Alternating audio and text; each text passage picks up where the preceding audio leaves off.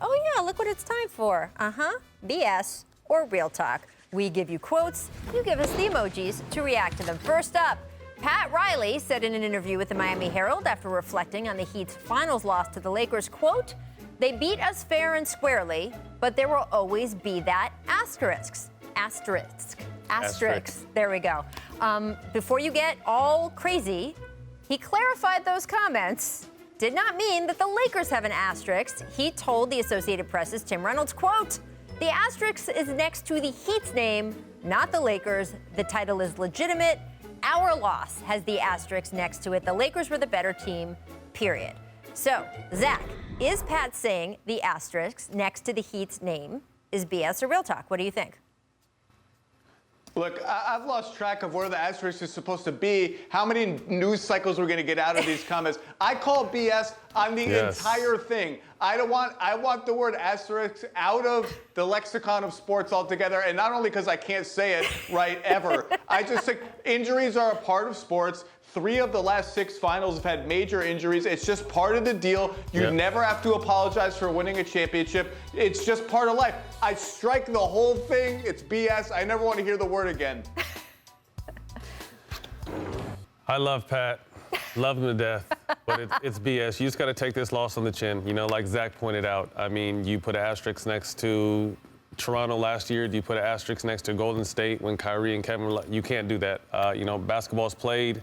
The Lakers won. They were the better team. So hopefully, you know, the Miami Heat can get back on track and make it back and try to prove themselves different. But this is BS. I understand the overall sentiment of, man, we would have really liked to see how we did with our whole team playing, right? We think we could have taken them.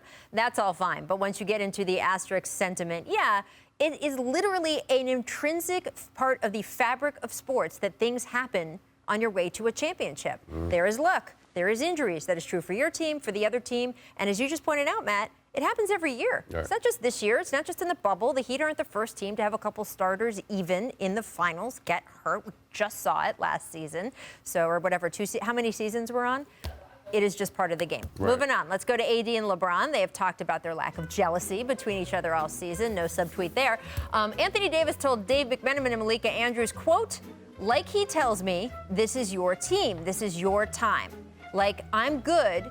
This is quoting LeBron, "If I retire today, I'm fine." So, Matt, is Anthony Davis saying LeBron tells him that the Lakers are his team, BS or real talk? I think it's real talk. I think LeBron realizes that, you know, he needs AD as much as anyone does. And I kind of look at the Lakers like a really fancy luxury car where AD is sitting in the back and LeBron's still the driver. Right. You know what I mean? It's still LeBron's team, but AD is, LeBron's still the most important piece to that team, but it's definitely AD's team because for night in, night out, you know, LeBron's going into year 18. You know, this is AD is still fairly young, still getting better. So, you know, everything is definitely built around AD now.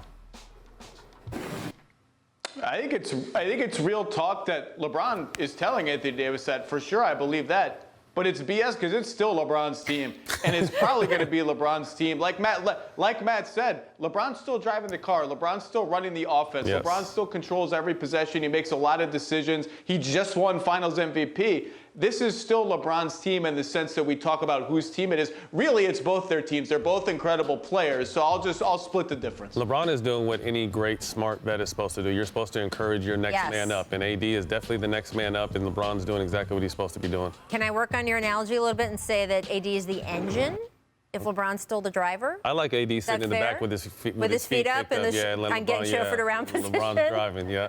There we go. All right, next up, Brooklyn Nets head coach Steve Nash, who is setting the bar high for his team next season. In an interview with the Yes Network, Nash made it very clear that he sees the Nets as title contenders this upcoming season. By the way, he said this on the jump as well. I just want to point that out. He said we're playing for a championship to Yes.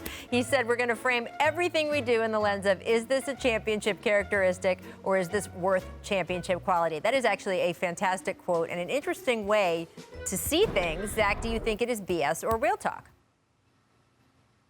Absolutely real talk. Provided Kevin Durant is at least 90% of what he was before tearing his Achilles, I actually think people are sleeping on the Nets. The people are kind of rooting for drama and the soap opera and when does it all blow up and when is there going to be passive-aggressive tweets and this and that.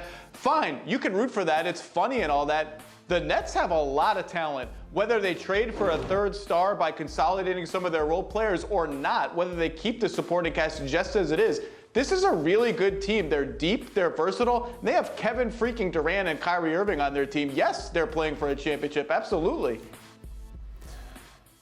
Yes, this is definitely 100% real talk. The health, everything depends around the health around their 2 stars, but there's no reason why they're not in a handful of the top 4 or 5 teams in the NBA to win a championship. Kevin Durant coming back, Kyrie coming back, and then like you said, they have a very talented supporting cast. Whether they get that third star in the starting option and have an amazing bench is still to be determined. But they're definitely one of the top 5-6 teams in the NBA, no question. Yeah, I think it's real talk, no question. And by the way, that's what's going to put so much pressure on teams like the Milwaukee Bucks, who are going to obviously be trying to keep their super mega star, but also on teams like the Heat and the rest of the East. Just to get to the Eastern Conference Finals and get to the finals is going to be a lot harder because the Nets will be such a threat. Thanks for watching ESPN on YouTube. For live streaming sports and premium content, subscribe to ESPN+.